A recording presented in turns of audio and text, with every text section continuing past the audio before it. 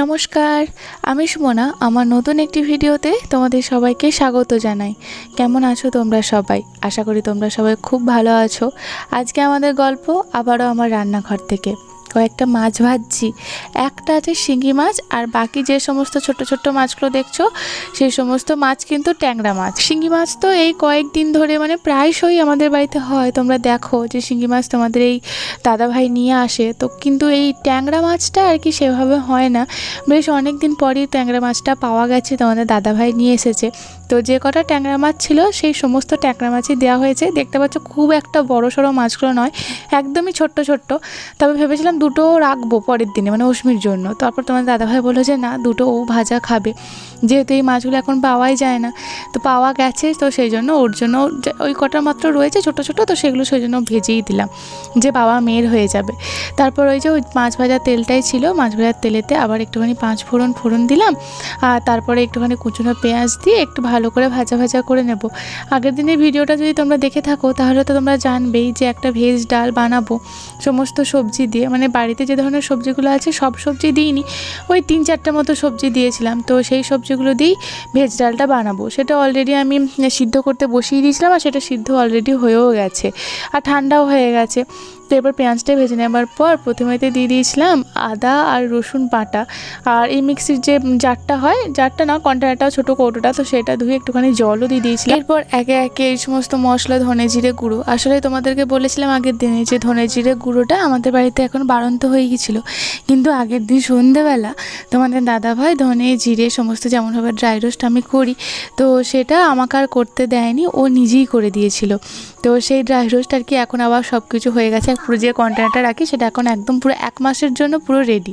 তো এটা আমি করে রাখি কেন জানো তো, ধরো যদি কারেন্ট চলে যায়, লোডশেডিং হয়ে গেল, তাহলে তো আদা রসুনটা আমি যা হোক করে নয় গ্রেড করে বা একটুখানি থেঁতলে নিয়ে বা থেঁতো করে দিতে পারবো, কিন্তু এই ধনে জিরেটা কী করব, তো সেই জন্য আর কি একটু ড্রাই রোস্ট করে গুঁড়ো করে রাখি। এবার হয়তো অনেকে তোমরা বলতে পারো প্যাকেট তো পাওয়া যায় দোকান থেকে। আচ্ছা, প্যাকেটজাত যে সমস্ত মশলাগুলো পাওয়া যায় আমাকে বলো তো, ওটার মধ্যে কত ইম্পিউরিটি থাকে বলো তো, কত কিছু মেশানো থাকে। হলুদটা তো আমি আর এইভাবে করতে পারবো না, তাই হলুদ গুঁড়োটা বাধ্য হয়ে কেনা। আর এই সমস্ত গুঁড়ো মশলাগুলো তো আমি বাড়িতেই ড্রাই রোস্ট করে বানাতে পারবো, তাই ওইভাবে তো করে নিই আর কি। যতটা আর কি সব কিছু হেলদি বানানো যায় বা ঘরোয়া উপায়ে সব কিছু করা যায় ততটা আর কি করি। আজকে জানো তো এই মশলাটা যখন কষাচ্ছি একটু বেশি করে হলুদ দিয়েছি। তোমরা হয়তো বুঝতে পারছো নাকি আমি জানি না, হলুদটা একটু বেশিই দিয়েছি। তার কারণ এই যে এটা যখন সিদ্ধ করেছিলাম তখন এর মধ্যে আমি 1 ফোঁটাও হলুদ দিইনি। ওই যে তোমরা বলেছিলে যে কুকারটা যখন ধোবো তখন কিন্তু ধুতে বা মাজতে অসুবিধা হবে, একটু দেরি সময় বেশি লাগে। কথাটা একদমই ঠিক। তো সেই জন্য আর হলুদ দিয়ে সিদ্ধটা করিনি, এই মশলার সাথে হলুদ দিয়ে ভালো করে কষিয়ে নিয়েছি। প্রথমে ভাবছিলাম হলুদটা কি বেশি হয়ে গেল না কম হয়ে গেল, অতটা বুঝতে পারছিলাম না। তারপরে যখন এইভাবে দিলাম সবজিটা সমস্ত কিছু এর মধ্যে, মশলার মধ্যে, তখন দিলাম যে না, হলুদটা একদম পুরো পারফেক্ট হয়েছে। আর এই যে সবুজ সবুজ পাতার মতো তোমরা দেখছো, আগের দিনে তো তোমরা দেখোনি, আজকে হঠাৎ করে দেখছো। তার কারণ হলো এটাই, এই সামান্য একটু চিনিও দিয়েছিলাম জানো তো, কারণ এই ভেজ ডালটা একটু মিষ্টি মিষ্টি আর কি হয়। তবে তোমাদের দাদাভাই বলছিল আজকে নাকি চিনিটা একটু বেশি পড়ে গেছে। চিনি আমি দিতে চাই না, কিন্তু ওই বাড়িতে গুড় ছিল না, তো সেই জন্যই বাধ্য হয়ে চিনিটাকেই দেওয়া। যদি গুড় থাকতো আমি একটু সামান্য গুড়ই দিতাম। তোমরা আমাকে বলেওছো যে দিদি চিনিটা অ্যাভয়েড করে গুড় দেওয়ার চেষ্টা করো। আমিও সেটাই করি গো, কিন্তু বাড়িতে ছিল না, আর কি আর করা যায়। তো সেজন্য বাধ্য হয়ে চিনি দিলাম। আর এই সবুজ সবুজ পাতাগুলো হলো কুলেখাড়া, আসলে যখন সিদ্ধ করতে বসাই তখন আমি দিতে ভুলে গেছি। তো সেই নিয়ে তোমাদের দাদাভাই একটু রাগারাগিও করেছিল যে আমি এত কষ্ট করে কুলেখাড়া পাতাগুলো নিয়ে এলাম আর তুমি দিতেই ভুলে গেছো। তো তখন আমি কি করেছিলাম জানো তো, যে প্রেশার কুকারের সিটি সমস্ত কিছু দেওয়া কমপ্লিট হয়ে গেছে, তো তারপর ঢাকনাটা খুলে একটু ভাপটাকে বার করে ওই সিদ্ধর মধ্যে, প্রেশার কুকারের মধ্যেই আর কি দিয়ে দিয়েছিলাম। তো একটু নরম হয়ে গেছিলো, যেহেতু পাতা তো শাক তো নরম তো হয়েই যায়, তো সেই জন্য কোনো অসুবিধা হয়নি। তোমাদের দাদাভাই বলছিল হবে না। তারপর তোমাদের দাদাভাইকে দেখালাম যে দেখো কীরকম। আর শাক জিনিস দেখবে একটুখানি গরম জল বা গরম কিছুর মধ্যে হলেই ও নরম হয়ে যায়, কোনো অসুবিধা হয় না। তারপর তোমাদের দাদাভাই দেখে বললো যে হ্যাঁ হয়েছে। পাশে ভাতটাও বসিয়েছিলাম, দেখলাম ভাতটাও হয়ে গেছে। তো দুটো ওভেন একদম বন্ধ করে যা করার ভাতের ফ্যান ছড়িয়ে দিলাম, আর এদিকে সবজিটাও নামিয়ে নিলাম আর কি। তো তারপর আবার কড়াইয়ের মধ্যে তেল গরম করে করে এই যে মাছ ভেজে নেব। তবে এখানে মাছ 3 পিসি মাছ ভাজবো। ওই যে অস্মিকে একটা কাতলা মাছ দিয়েছিল না, অস্মির এক কাকাই হবে হয়তো, সম্পর্কে আমি ঠিক জানি না, তো যাই হোক হয়তো কাকাই হবে। তো অস্মিকে একটা মাছ দিয়েছিল আগের দিনে, একটা কাতলা মাছ। তো মাছ আমাদের পাশের মানে আমাদের বাড়িটা যেখানে তারই পাশে যে পুকুরটা, সে পুকুরে মাছ ধরা হচ্ছিল, অস্মিকে ভালোবেসে এই মাছটা দিয়েছিল। তো এই মাছটা ভাবলাম তোমাদের দাদাভাই চলে যাবে তো এক পিস ওকে ভেজে দেবো, কারণ আমরা তো বাড়িতে সবাই রয়েছি, আমরা তো খেতে পাবো। কিন্তু তখন তোমাদের দাদাভাই বললো আমার জন্য না, সবার জন্যই ভাজো। তো আমি ভাবলাম যে বাড়িতে একটু চিকেন রয়েছে, আগের দিনে তোমাদেরকে দেখিয়েছি, তো মাছ আবার চিকেন তো একসাথে আমি খেতে চাইনি, কারণ খাবো তো মানে পরের দিন তো খেতে পারবো, কিন্তু আজকে চিকেন যেহেতু রয়েছে সেই জন্য আমি খেতে চাইনি। এই যে 3 পিস মাছ রয়েছে, একটা তোমাদের দাদাভাই বললো লেজাটা খাবে, আর 2 পিস মাছ আমি ভেজেছিলাম আমার শ্বশুরমশাই আর শাশুড়ি মার জন্য। তো এই 3 পিস মাছই আর কি ভেজে নিয়েছিলাম। তো তোমাদের দাদাভাই বললো মাছটা খুব ভালো ছিল, তো একটু ভালো করে, যেহেতু এটা ভাজাই হবে, মানে আমি এটার কোনো ঝোল বা ঝাল বা কোনো কিছুই করব না, শুধু ভাজাই করব, তো সেই জন্য একটু বেশি করে কড়া করে একটু ভেজেছিলাম। আর এই কড়া করে মাছ ভাজা খেতে তোমাদের দাদাভাই খুব ভালোবাসে। তো মনটা হচ্ছিল যে ওর জন্য ভাজবো, কিন্তু ও যদি আবার বকাবকি করে সেই জন্য সাহস করে বলতেও পারছিলাম না যে তোমার জন্য একটু ভেজে দিই। তারপরে ও যখন নিজেই বললো তখন তো খুব ভালোই হলো। আর এই যে মাছের তেলটা একটু ছিল ওই কাতলা মাছেরই, তো সেই তেলটা একটুখানি ভেজে দিচ্ছি। তোমাদেরকে আগে আমি একবার বলেছিলাম যে তোমাদের দাদাভাই না এই মাছের তেল ভাজা খেতে খুব ভালোবাসে।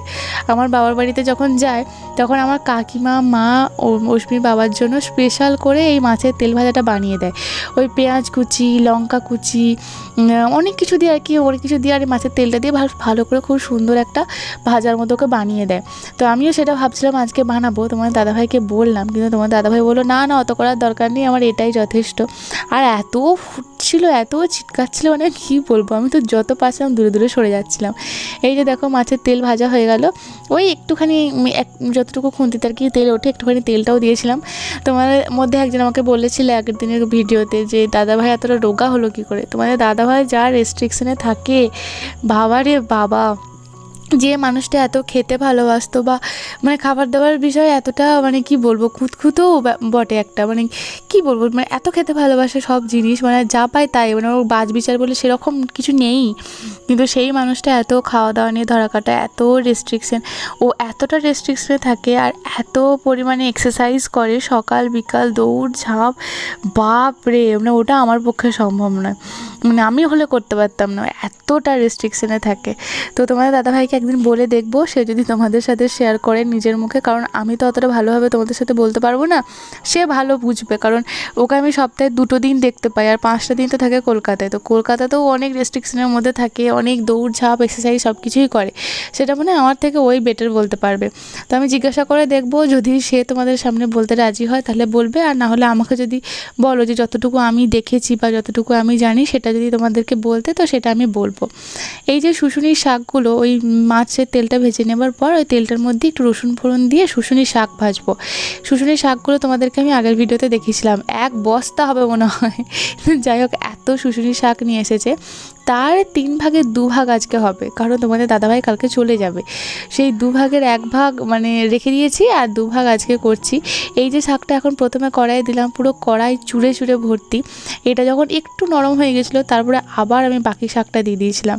তো এত শাকের পাহাড় দেখে তোমাদের দাদাভাই বলছিল কড়াইয়ে ধরবে, তো আমি বলেছিলাম ধরবে নিশ্চয়ই ধরবে, কারণ শাক জিনিস একটু নরম হয়ে যাবে, তো প্রথম ব্যাচটা দেওয়ার পর যখন নরম হয়ে যাবে তখন আমি আবার একটু ব্যাচ দিয়ে দেবো। তবে দেখছিলে, হ্যাঁ তোমরা আমাকে একদিনে বলেছিলে যে শাকগুলো একটু কেটে নিলে হতো, বা একটু নুন হলুদ দিয়ে ভাপিয়ে জলটা ফেলে দিলে হতো। নুন হলুদ দিয়ে ভাপিয়ে জল ফেলার পক্ষপাতী তোমাদের দাদাভাই একদমই নয়, মানে আমি ফেলতে চাইলেও সে ফেলতে দেবে না। আর দ্বিতীয় কথা, এই শাকগুলো আমাদের এখানে এইভাবেই খায়। হ্যাঁ, তোমাদের দাদাভাই যেহেতু আজকে শাকটা বেছেছে, তো সেই জন্য শাকের যে লম্বা লম্বা ডাঁটির মতো রয়েছে, তো সেটা ও কিছু শাকের ফেলেছে, কিছু শাকের ফেলেনি। যদি আমি বাঁচতাম তাহলে কিন্তু পুরো সম্পূর্ণ ডাঁটিটাই ফেলে দিতাম, শুধু শাকের ওই 4টে পাতা থাকে, শুধু ওই পাতাটুকুই থাকতো। কিন্তু যেহেতু তোমাদের দাদাভাই বেছেছে, তো এইভাবেই বেছেছে, তো সেই জন্য মানে আমাদের এখানেতে এই শাকগুলোকে মানে কি বলবো, এইভাবেই খায়। মানে মিষ্টি আমাদের বাবার বাড়িতে দেয়, তোমরা অনেকে বলছিল মিষ্টি দিলে ভালো হতো, তো মিষ্টি যেহেতু এই বাড়িতে কেউ খায় না, তো সেই জন্য আমি মিষ্টি দিতে চাই, মানে পারি না। আগে আমার প্রথম বিয়ের পর ভীষণ অসুবিধা হতো জানো। আমাদের যে কলমি শাক বা ওই সজনে শাক বা এই শুশুনি শাক আমার বাবার বাড়িতে ওখানে সবাই মানে আমাদের এলাকায় সবাই একটু মিষ্টি দিয়ে খায়। আর এখানে মানে আমার শ্বশুরবাড়ির এখানেতে কোনো শাকে এক ফোঁটাও মিষ্টি দেওয়া হয় না। হ্যাঁ, একমাত্র ওই পার শাকে মিষ্টি দেওয়া হয়, বাদবাকি কোনো শাকেতে আর কি মিষ্টি দেওয়া হয় না। প্রথম আমার খুব অসুবিধা হতো, আমি একদম খেতেই পারতাম না।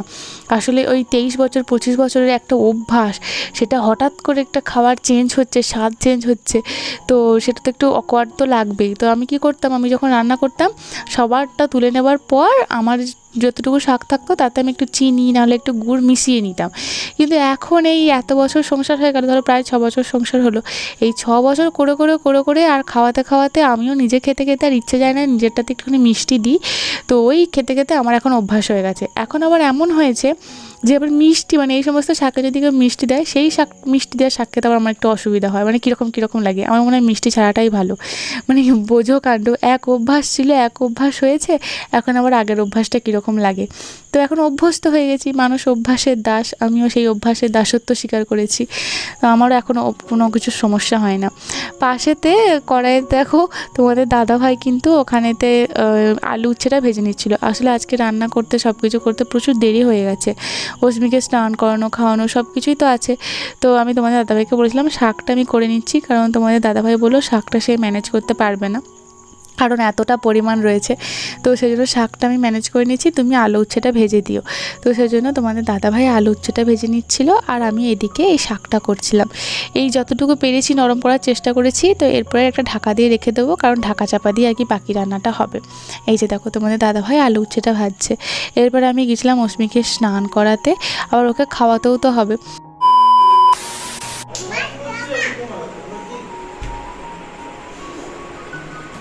বাস বাস প্যান্ট দিতে যাচ্ছে বাবাকে, বাবা জামা পরেনি, বাবাকে জামাটা দে। হ্যাঁ হ্যাঁ সব ফেলে দে, এ জামা পরে নিয়েছে বাবা, সব পরে নিয়েছে। চল চল চল চল চল তাড়াতাড়ি চল। এখন ঘড়িতে বাজছে সন্ধ্যে 6:15। এখন এই সময়তে আমার সময় হয়েছে পার্লার যাওয়ার। আমি গতকালকেও গিয়েছিলাম, তোমাদেরকে দেখিয়েছি। তো ভেবেছিলাম পার্লারে কালকের কাজটা ছেড়ে নেবো, কিন্তু কালকে পার্লার বন্ধ হয়ে গেছিলো, তখন 7:10-15 মতো বেজে গেছিলো। আজকে সকাল থেকে আমি বলে রেখেছি পার্লারটা খুলে রেখো, বিকালে আমি যাব। তো 4:30 থেকে পার্লার খুলে যাবে আমাকে বলেছে, কিন্তু 4:30 থেকে তো হবে না। মেয়েকে উঠিয়ে উঠিয়ে উঠিয়ে উঠিয়ে পাগল হয়ে যাচ্ছে যে ওর মানে 5:30 বেজে যাচ্ছে। শেষকালে মানে আমি ওকে 5টা থেকে ওঠাচ্ছি, শেষকালে 6টার দিকে উঠলো। 6টার দিকে উঠে ওকে দুধ খাইয়েছি, সন্ধে দেখালাম, সন্ধে দেখিয়ে তাড়াতাড়ি করে রেডি হয়ে এখন আমি যাচ্ছি পার্লার। ফোন করলাম বন্ধ করো না, আজকে অন্তত পার্লার বন্ধ করো না, কারণ এরপর আজকে রাতটা বা সন্ধ্যাটা পেরিয়ে গেলে আমাকে হয়তো মেবি একা যেতে হবে, আর না হলে মঙ্গলপুর গিয়ে, আর মঙ্গলপুর যখন যাবো তখন পুজো তো শুরু হয়ে যাবে।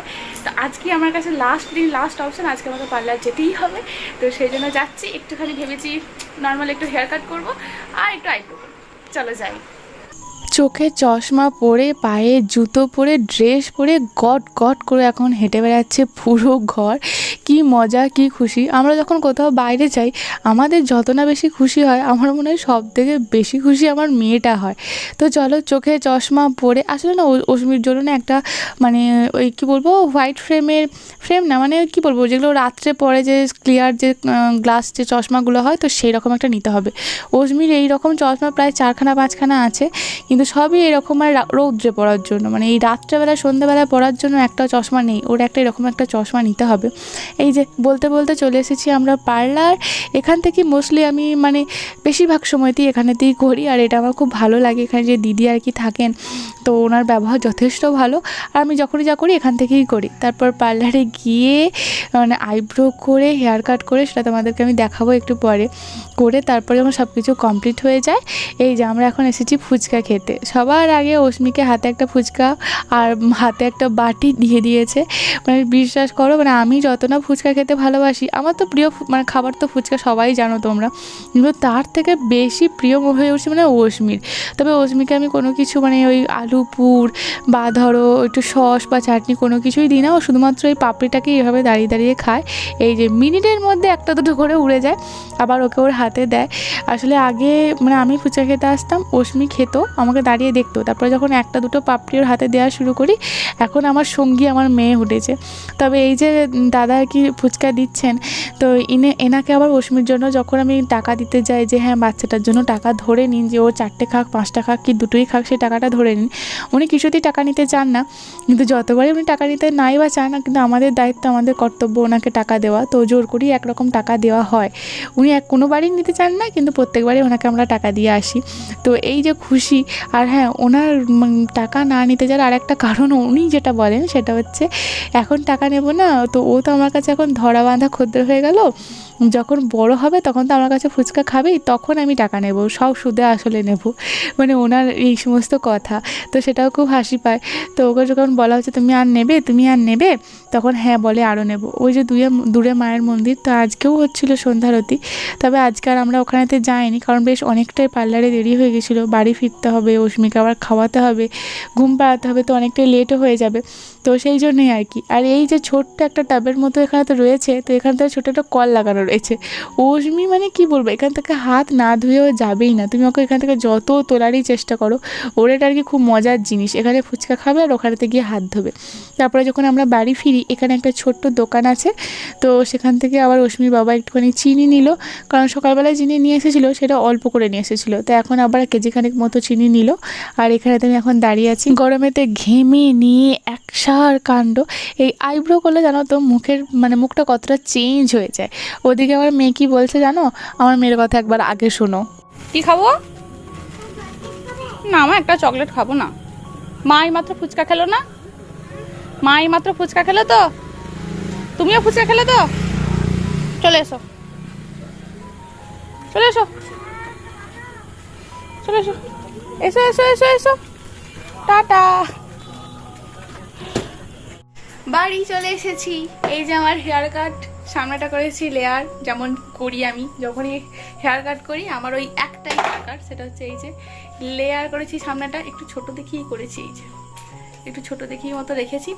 আর পিছনের দিকটা তো কিছু বলার নেই, পিছনের দিকটা দাঁড়া দেখাচ্ছি। কতটা কি বুঝতে পারবে আমি জানি না, তো দেখানোর চেষ্টা করছি। পিছনের দিকটা আমি সবসময় একটু স্ট্রেটই করি, তো এই মানে চৈত্র মাস করে তখন আমি স্ট্রেট, এই যে আমাদের অস্মি, হ্যাঁ এই যে খেলনাগুলোর কি অবস্থা, তো তখন আমি কেটেছিলাম, তো সেই জন্য খুব একটা বেশি ড্যামেজ হয়ে যায়নি, বা ডগাটা একটু সরু টরু কোনো কিছু হয়ে যায়নি, কিন্তু ওই যে একটুখানি কাট করতে হয়, তো সেই জন্য একটুখানি করলাম। তবু এখনও অনেকটাই মানে পাছা পেরিয়ে গেছিলো। আর মেয়েদের চুল আমাদের ওইখানে তো বলে যে পাছা পেরোতে নেই, তো সেই একটুখানি আর কি কেটে নিলাম, মানে কোমর পর্যন্ত এখন রয়েছে চুলটা, এই যে সমান করেছি। আর সামনেটা করেছি লেয়ার, আর আইব্রো করেছি এই যে।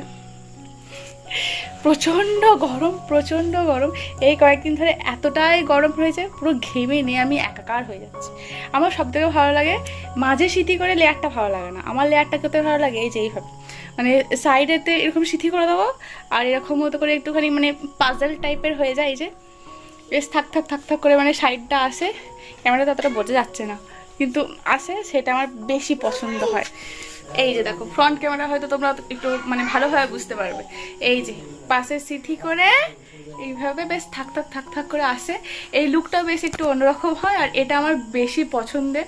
আমি কেমন ঘামছি দেখো, প্রচণ্ড ঘামি আমি, এই জন্য গ্রীষ্মকালে আমি কোনো কিছু মেকআপ বলো স্কিন কেয়ার বলো আমি কিচ্ছু করতে পারি না, এই ঘামের চোটে করবোই বা কি, যাই করবো সব জল জল হয়ে এইভাবেতে পড়তে গড়িয়ে সব বেরিয়ে চলে আসবে। তো যাই হোক, কেমন লাগলো জানিও।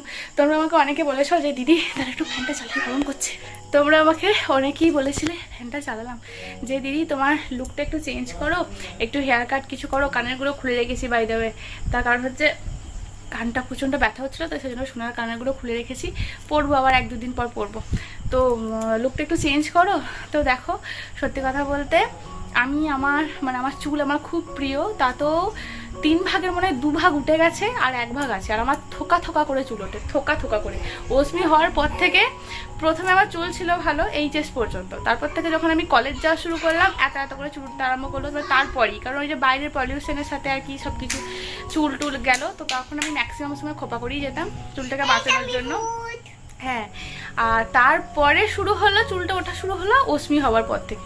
তো তারপর থেকে উঠে উঠে উঠে উঠে চুলের আমার 12টা বেজে গেছে। মানে আমার যা চুল ছিল তার 3 ভাগের 1 ভাগ আছে। তো যতটুকুই আছে চেষ্টা করি, 3 ভাগের 1 ভাগই আছে, সত্যি করি 3 ভাগের 1 ভাগ উঠেছে। তুমি এটা এখন শ্যাম্পু করা আছে, ফেলে ফুপে মানে এরকম ঢোল হয়ে যাবে তোমার মনে হচ্ছে। তেল টেল যখন দিই না তখন একদম চেপটা বসে যায়। তো তাই বলছিলাম, তো সেই জন্য কি এই চুল নিয়ে এক্সপেরিমেন্ট করতে আমার খুব ভয় লাগে। তো সেই জন্য যতটুকু হয় ওই নর্মাল কাট। আর হ্যাঁ, অনেক সময় মনে হয় যে অনেকের মতো একটুখানি স্টেপ কাট করি, ভি কাট করি, মনে হয় জানো তো, সত্যি কথা। কিন্তু মনে হয় কি বাবা, তাহলে তো থোকা থোকা করে সব চুল কেটে বাদ চলে যাবে, দেখতে সুন্দর লাগে। আমার এক কাকি শাশুড়ি আছে, স্টেপ কাট দিয়েছিল, চুলটা এত সুন্দর দেখতে লাগছিল, আমার হচ্ছিল আমিও যদি দিতাম। ঠিক তারপরেই মনে হয় চুলটা তো মানে যাবে, অর্ধেক তো গেছে, আবার তো ওই কাটার পাতা সবই চলে যাবে, আর ওই চুলটাকে বাড়াতে মানে আবার সমান করতে মানে আমার যুগ কেটে যাবে। তো ভালো লাগে, কিন্তু নিজের চুলের সাথে করতে ভয় লাগে। এই হলো ব্যাপার। চলো আজকে ভিডিওটা আমি এখানেই শেষ করছি। কেমন লাগলো অবশ্যই কমেন্টের মাধ্যমে লিখে জানিও। আর দেখাবে নেক্সট একটা ভিডিওতে। Tata, bye bye.